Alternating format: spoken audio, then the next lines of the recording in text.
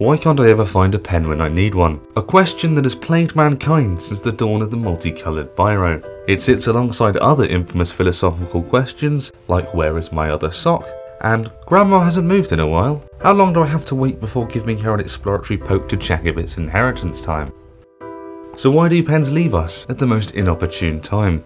Well, it wasn't always like this. Pens have lived in harmony alongside humanity for longer than any other type of stationery. The history of the pen begins in ancient Babylonia, almost 6,000 years before its proper use would be discovered by children everywhere as the most effective tool to draw crude representations of the male genitalia in the back of English textbooks.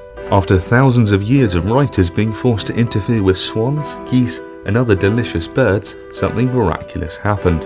In the late 17th century, John Loud and Laszlo Biro announced their technological marvel, the ballpoint pen, a self-contained ink dispenser that could last up to 2 years.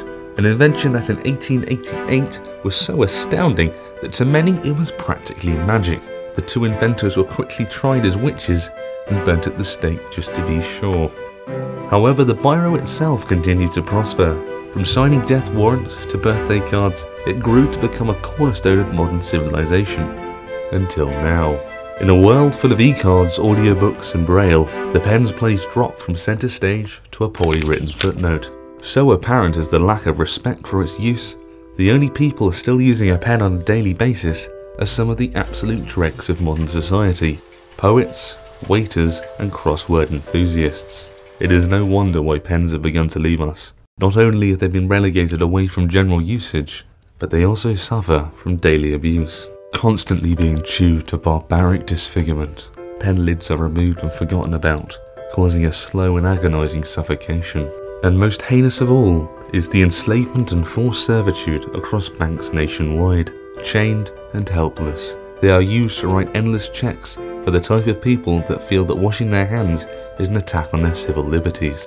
So if pens leave us, where do they go? Many never make it far at all, resorting to hiding between cushions and cowering under furniture in a desperate attempt to survive a fatal chew. The lucky ones may journey for several months to reach the safety of a lost property box, a place where they can enjoy a quiet reflective existence with their own kind. And the others?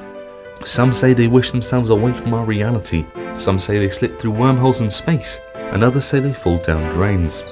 In the end, it's up to us to remember that pens are a fundamental part of our history, culture and pencil cases, and we must treat them with the respect and honour that they deserve.